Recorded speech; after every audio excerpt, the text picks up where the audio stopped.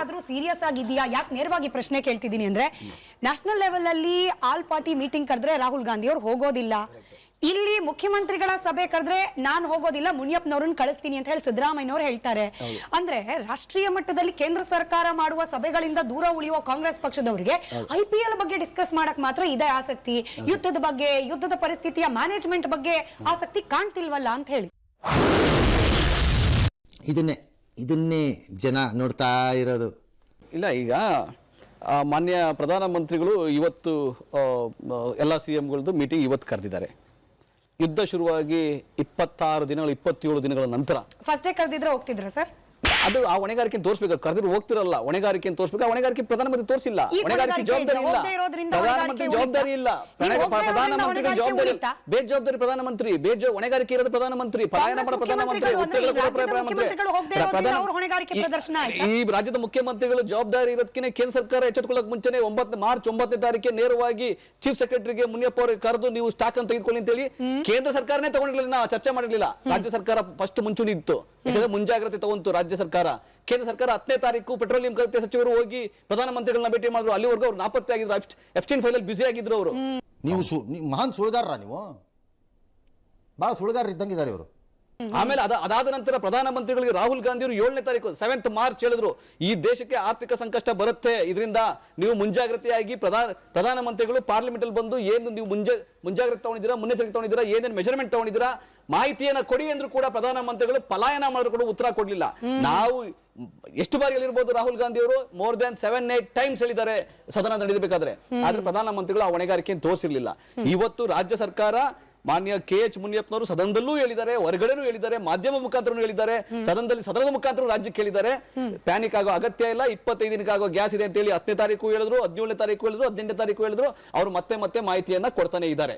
ಅವನಿಗೆ ಮೊದಲು ಬಾಯಿ ಬಂದ್ ಮಾಡತ್ತೇಳ್ರಿ, ನಾಯೇನು ಅಂಜು ಮಗ ಅಲತ್ತ. ನೀವೇ ಇದ್ದ ಡಿಬೇಟ್ ನಲ್ಲಿ ಈ LPG ಡಿಸ್ಟ್ರಿಬ್ಯೂಟರ್ ಅಸೋಸಿಯೇಷನ್ ಅವ್ರು ಬಂದಾಗ ರಾಜ್ಯ ಸರ್ಕಾರವೂ ಮಾಡಬಹುದು ಅನ್ನೋದನ್ನ ಹೇಳಿದ್ದಾರೆ, ನೀವು ಒಪ್ಕೊಂಡಿದ್ದೀರಿ ಕೂಡ.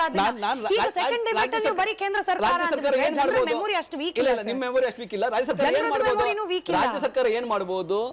ಮುನಿಯಪ್ಪನವರಾಗ್ಲಿ ಅಥವಾ ಡಾಕ್ಟರ್ G ಪರಮೇಶ್ವರ್ ಅವರು ಗೃಹ ಇಲಾಖೆಯಿಂದ ಆಗ್ಲಿ ಎಲ್ಲೂ ಯಾರು ಕಾಳಸಂತೆ ಮಾಡಬಾರದು, ಯಾರಿಗೂ ಬ್ಲಾಕ್ ಮಾಡಬಾರದು, ಎಲ್ಲೂ ಕ್ಯೂ ಆಗಬಾರದು, ಎಲ್ಲೂ ಯಾರಿಗೂ ಮೋಸ ಆಗಬಾರದು, ಅದನ್ನ ಗಂಭೀರವಾಗಿ ನೋಡಿಕೊಂಡು ಅದನ್ನ ನಿಯಂತ್ರಣ ಮಾಡಬಹುದು. ಕೇಂದ್ರ ಸರ್ಕಾರ ಏನ್ ಮಾಡಬೇಕು? ಈಗ ವಿಜಯಾನಂದ ಕಾಶಪ್ಪನವರವರು ಒಂದು ಕ್ಷೇತ್ರವನ್ನ ಪ್ರತಿನಿಧಿಸುತ್ತಿದ್ದಾರೆ, ಆ ಕ್ಷೇತ್ರದ ಜನರಿಗೂ ಕೂಡ ಸಮಸ್ಯೆ ಆತಂಕ ಇರುತ್ತೆ, ಅವರಿಗೆ ಅದಕ್ಕಿಂತ IPL ಬಗ್ಗೆ ಆಸಕ್ತಿ ಬಂತಲ್ಲ, ಅದು ನನ್ನ ಪ್ರಶ್ನೆ ಸರ್. ಅದ್ರ ಜೊತೆಗೆ ನೀವು ಹೇಳ್ತಾ ಇದ್ರಿ ರಾಹುಲ್ ಗಾಂಧಿ ಅವರು ಸಜೆಸ್ಟ್ ಮಾಡಿದ್ರು ಕೇಳಲಿಲ್ಲ, ಮುಖ್ಯಮಂತ್ರಿಗಳು ಮುಂಚೆನೆ ಮಾಡಿದ್ರು ಇವ್ರು ಲೇಟ್ ಆಗಿ ಮಾಡಿದ್ರು. ಅಂದ್ರೆ ನಾವು ಹೇಳಿದ್ವಿ, ಅವ್ರು ಕೇಳಲಿಲ್ಲ, ನಾವು ಹಠ ತೀರಿಸ್ಕೊಳ್ತೀವಿ. ನಿಮ್ಮ ಈಗೋ ಪ್ರದರ್ಶನಕ್ಕೆ ಇದು ಸಮಯನ ಸರ್? ಮುಖ್ಯಮಂತ್ರಿಗಳು ಕರೆದಿದ್ದಾರೆ ಎಲ್ಲಾ ರಾಜ್ಯದವ್ರನ್ನ ಅಂತಂದಾಗ ಹೋಗ್ಬಿಟ್ರೆ ಈಗೋ ಕಮ್ಮಿ ಆಗ್ಬಿಡುತ್ತಾ? ಆಹಾ, ಎಕ್ಸಲೆಂಟ್, ಬ್ಯೂಟಿಫುಲ್, ವಂಡರ್ಫುಲ್, ಮಾರ್ವಲಸ್. ನೋಡಿ, ಮುಖ್ಯಮಂತ್ರಿಗಳು ಮಾರ್ಚ್ 10ನೇ ತಾರೀಕು ಕೇಂದ್ರ ಸರ್ಕಾರಕ್ಕೆ ಪತ್ರ ಬರೆದಿದ್ದಾರೆ. ಏನು? ನಮಗೆ ಗ್ಯಾಸ್ ನಿರಂತರವಾಗಿ ಸಪ್ಲೈ ಆಗಬೇಕು. ಮಾರ್ಚ್ 10ನೇ ತಾರೀಕು, ಇದು 16-17 ದಿನ ಆಯ್ತು. ಸ್ಟ್ರೇಟ್ ಆಫ್ ಹಾರ್ಮೋನ್ ನಿಂದ ತಂದು ನೇರವಾಗಿ ಕರ್ನಾಟಕಕ್ಕೆ ಕೊಡಬೇಕು. ಯಾವುದೇ ದೇಶಕ್ಕೆ ಸಪ್ಲೈ ಆಗದೆ ಹೋದ್ರೂ ಕೂಡ ಕರ್ನಾಟಕ ರಾಜ್ಯಕ್ಕೆ ನಿರಂತರವಾಗಿ ಸಪ್ಲೈ ಮಾಡ್ತಾ ಇರಬೇಕು. ಈಗ ಕೇರಳಗೆ ಸಪ್ಲೈ ಚುನಾವಣೆ ಆಗ್ತಾ ಅಂತ ಹೇಳಿ ಕೇರಳ ಕೊಡ್ತಾ ಇದ್ದಾರೆ, ಚುನಾವಣೆ ಆಗ್ತದೆ ಅಂತ ತಮಿಳುನಾಡಿಗೆ ನಿರಂತರವಾಗಿ ಕೊಡ್ತಾ ಇದ್ದಾರೆ. ರಾಜ್ಯಕ್ಕೆ ಕೊಡಬೇಕಾದ್ರೆ ಹೌದು ತೊಂದರೆ ಆಗ್ತದೆ ಕೇಂದ್ರ ಸರ್ಕಾರಕ್ಕೆ, ಅದು ಹೇಳ್ಬೇಕು. ರಾಜ್ಯ ಸರ್ಕಾರಕ್ಕೆ ಯಾವುದೇ ರಾಜ್ಯ ಸರ್ಕಾರ ಇವತ್ತು ಎಲ್ಲಾ ರಾಜ್ಯದ ಮುಖ್ಯಮಂತ್ರಿಗಳಿದ್ರು, ಎಲ್ಲರ ಮುಂದೆ ಕೇಳಬಹುದಾಗಿತ್ತು. ನೀವು ಯಾಕೆ ಆ ರಾಜ್ಯಕ್ಕೆ ಕೊಡ್ತಿದ್ದೀರಾ? ಮುಖ್ಯಮಂತ್ರಿನೇ ಹೋಗ್ತಿಲ್ಲ ಸರ್, ಇವತ್ತು ಮುಖ್ಯಮಂತ್ರಿಗಳು ಹೋಗ್ತಾನೆ ಇಲ್ಲ. ನಿಮ್ leader of opposition Rahul Gandhi ಅವರು ಹೋಗಿರ್ಲಿಲ್ಲ ಮೀಟಿಂಗಿಗೆ. ರಾಜ್ಯ ಸರ್ಕಾರ ತಮ್ಮ ರೆಪ್ರೆಸೆಂಟೇಷನ್ ನ ಮಾರ್ಚ್ 10ನೇ ತಾರೀಕಿಂದ ನಿರಂತರವಾಗಿ ಕೇಂದ್ರ ಸರ್ಕಾರ ಜೊತೆ ಮಾಡ್ತಾ ಇದೆ. ಕೇಂದ್ರ ಸರ್ಕಾರ ಇನ್ನೊಂದ್ಸತಿ ಹೇಳಿ, ರಾಜ್ಯ ಸರ್ಕಾರದ ಮಾಹಿತಿಯನ್ನ ತಮ್ಮ ರೆಪ್ರೆಸೆಂಟೇಷನ್ ನ ಮಾರ್ಚ್ 10ನೇ ತಾರೀಕಿಂದ ರೆಪ್ರೆಸೆಂಟೇಟಿವ್ ಮಾತನಾಡಿದ್ರೆ ಸಾಕು. ಮುಖ್ಯಮಂತ್ರಿಗಳ ಪರವಾಗಿ ರೆಪ್ರೆಸೆಂಟೇಟಿವ್ ಮಾತನಾಡಿದ್ರೆ ಸಾಕು, ರೆಪ್ರೆಸೆಂಟೇಟಿವ್ ಆಗಿ ಮುನಿಯಪ್ಪ ಅವರು ಹೋದ್ರೆ ಸಾಕು ಮೀಟಿಂಗ್ ಗೆ. ಖಂಡಿತವಾಗಿ ಮೋದಿ ಅಲ್ಲದೆ ಪರವಾಗಿಲ್ಲ, ಮೋದಿ ಮಾತಾಡದಲ್ಲ ಪರವಾಗಿಲ್ಲ. ಪೆಟ್ರೋಲಿಯಂ ತಪ್ಪಬೇಡಿ, ಮತ್ತೆ ಅವರ ಖಾತೆ ನಿಮಗೆ ಸ್ಪೀಕರ್ ನಿಮಗೆ ಏನು ಪ್ರಾಬ್ಲಮ್ ನಂಗೆ ಅರ್ಥ ಆಗ್ತಿಲ್ಲ. ಅವರ ಖಾತೆ ಅವರು ಕೆಲಸ ಮಾಡಬೇಕು, ಮಾತಾಡ್ತಿಲ್ಲ ಅಂತ ಹೇಳ್ತೀರಿ. ಈಗ ಮುಖ್ಯಮಂತ್ರಿಗಳು ಹೋಗೋ ಅವಶ್ಯಕತೆ ಇಲ್ಲ, ರೆಪ್ರೆಸೆಂಟ್ ಮಾತ್ರ ಸಾಕು. ನಿಮಗೆ ರಾಜನಾಥ್ ಸಿಂಗ್ ಅವರು ನಿಮ್ಮ ಮಾತು ಸೂಪರ್ ಆಗಿದೆ. ಜೈಶಂಕರ್ ಯಾಕಂದ್ರೆ ಮೋದಿ ಟ್ರೋಲ್ ಮಾಡ್ತಾ ಇರ್ತಕ್ಕಂಥದ್ದು ಅಲ್ಲ ರೀ, ಟ್ರಂಪ್ ಟ್ರೋಲ್ ಮಾಡ್ತಾ ಇರ್ತಕ್ಕಂಥದ್ದು ಮೋದಿನ ರೀ. ನೇರವಾಗಿ ಟ್ರಂಪ್ ಮೋದಿಯನ್ನ ಕೀಳಾಗಿ ಮಾತಾಡಿಸ್ತಾ ನಾನು ಕಣ್ಣೆದ್ರಿಗೆ ಇದ್ರೆ ಶೂಟ್ ಮಾಡಿ ಸಾಯಿಸ್ಬಿಡ್ತೀನಿ. ಇರಿಟೇಷನ್ ಕಣ್ರಿ. ಕೀಳಾಗಿ ನಡ್ಕೊಂತಾರೆ ಇದು ಹೆಂಗಿದೆ ಅಂದ್ರೆ ಮೋದಿ ಅವರ ತುಗ್ಲಕ್ ರಾಜಕೀಯವನ್ನು ಬೇಕಾದ್ರೆ ಹಾಳು ಮಾಡಬಲ್ಲೆ. ತುಗ್ಲಕ್ ಸರ್ಕಾರದಲ್ಲಿ ಇವರುಗಳ ಮಂತ್ರಿಗಳಾಗಿದ್ದು ಅವರ ರಾಜಕೀಯ ಜೀವನವನ್ನು ಹಾಳು ಮಾಡಬಲ್ಲೆ. ಇಬ್ಬರಿಗೂ ಥ್ಯಾಂಕ್ ಯು. ನಾನು ಚಿತ್ತಾಲೆ ಸರ್ ಪ್ರಶ್ನೆ ಕೇಳಬೇಕು. ಮಂತ್ರಿ ಇಷ್ಟು ದುರ್ಬಲ ಆದ್ರೆ ಇಷ್ಟು ಶರಣಾಗತಿ ಚಿತ್ತಾಲೆ ಸರ್ ಪ್ರಶ್ನೆ, ಚಿತ್ತಾಲೆ ಸರ್ ನಾವೇನ್ ಮಾಡಕ್ಕಾಗ್ತದೆ?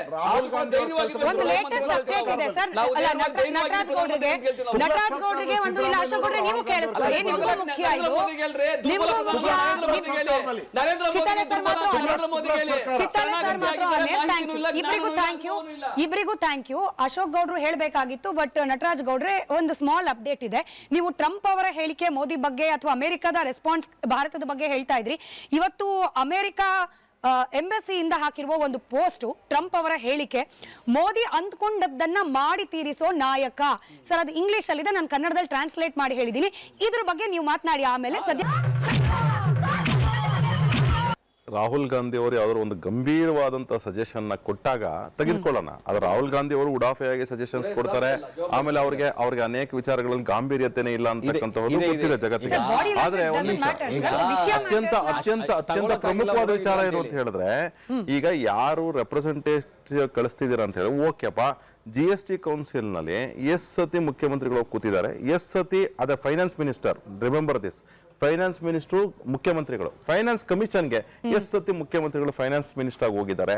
ಇದೆಲ್ಲ ತೋರಿಸ್ತಾ ಇದೆ ಎಷ್ಟು ಸೀರಿಯಸ್. ಅವ್ರು ದಾವೋಸ್ಗೆ ಅಲ್ಲೆಲ್ಲ ಮುಖ್ಯಮಂತ್ರಿಗಳು ಬಂದಿದ್ದಾಗ ಮುಖ್ಯಮಂತ್ರಿಗಳು ನಮ್ಮ ಸಿದ್ದರಾಮಯ್ಯನವರು ಎಸ್ ಸತಿ ಹೋಗಿ ರೆಪ್ರೆಸೆಂಟ್ ಮಾಡಿದ್ದಾರೆ. ಇದೆಲ್ಲ ಸೀರಿಯಸ್ನೆಸ್ ತೋರಿಸುತ್ತೆ. ಇವ್ರಿಗೆ ಏನಂದ್ರೆ ಮುಖ್ಯಮಂತ್ರಿ, ಕರ್ನಾಟಕದ ಮುಖ್ಯಮಂತ್ರಿಗೆ collection collection collection, corruption corruption corruption. Modi ಅರ್ಥ ಮಾಡ್ಕೊಳ್ಳಿ ಮಾತುಗಳನ್ನ. ಇದು ಒಂದು ವಿಚಾರ. ಒಂದ್ ನಿಮಿಷ, ನೀವು ನಿಮ್ಮ ಅವಧಿ ಬಂದಾಗ ನೀವು ಮಾತಾಡಿ. ಒಂದ್ ನಿಮಿಷ, ನೀವು ಅವಧಿ ಬಂದಾಗ ಮಾತಾಡಿ. ಅವಧಿ ಬಂದಾಗ ಮಾತಾಡಿ. ವಿಚಾರ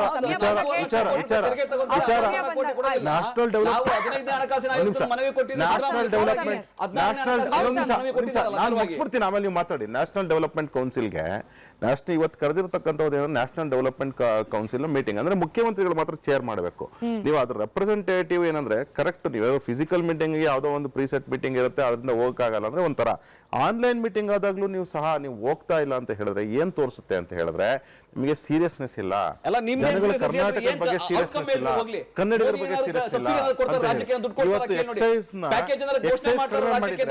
ಡ್ಯೂಟಿ ಡೀಸೆಲ್ ಮೇಲೆ, ಪೆಟ್ರೋಲ್ ಮೇಲೆ, ಪೆಟ್ರೋಲಿಯಂ ಪ್ರಾಡಕ್ಟ್ಸ್ ಮೇಲೆ ಕಡಿಮೆ ಮಾಡಿದ್ರೆ ಇವತ್ತು ನೀವೇನ್ ಹೇಳ್ತೀರಾ ಅಂದ್ರೆ ನಮ್ಮ ಕೊಲೆ ಅಂತಿದ್ದೀರಾ. ಇವರ ಉಪಮುಖ್ಯಮಂತ್ರಿಗಳು ಹೇಳ್ತಾರೆ ಕರ್ನಾಟಕದ ಜನತೆಗೆ ಅನುಕೂಲ ಆಯ್ತು, ಕರ್ನಾಟಕದ ಜನತೆಗೆ ಅನುಕೂಲ ಆಯ್ತು. ಎಕ್ಸೈಸ್ ಡ್ಯೂಟಿ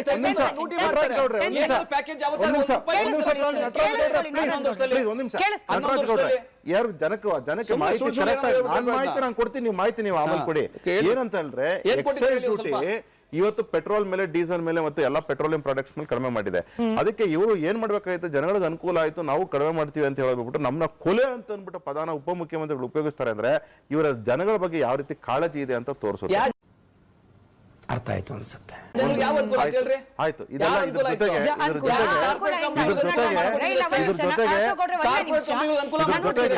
ಈ ಪ್ರಶ್ನೆ ಕೇಳೋಣ ಅಂತಿದೆ. ನಟರಾಜ್ ಗೌಡ್ರೆ ಕರೆಕ್ಟ್, ಅಶೋಕ್ ಗೌಡ್ರು ಹೇಳ್ತಿದ್ದಾರೆ ನೋಡಿ, ಪೆಟ್ರೋಲ್ 13 ಇದ್ದಿದ್ದು 3 ರೂಪಾಯಿ ಗಳಿಸಿದ್ದಾರೆ, 10 ರೂಪಾಯಿ ವೇವ್ ಆಫ್.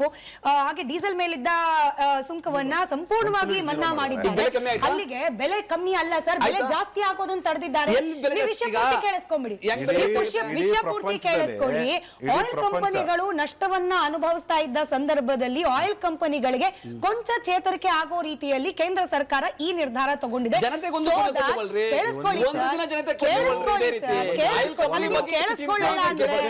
ನೀವು ಕೇಳಿಸ್ಕೊಳ್ಳಲ್ಲ ಅಂದ್ರೆ ಅದರಿಂದ ಜನರಿಗೆ ಹೆಂಗ್ ಲಾಭ ಅಂದ್ರೆ, ನಮ್ ಜನರು ಕೂಡ ಗೊತ್ತಿಲ್ಲದೆ ಇರೋರು ಏನಲ್ಲ sir.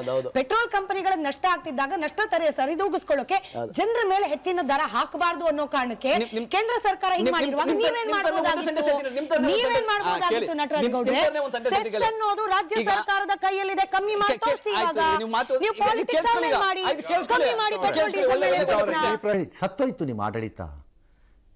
People have simply they talk rubbish footpath ಅಲ್ಲಿ.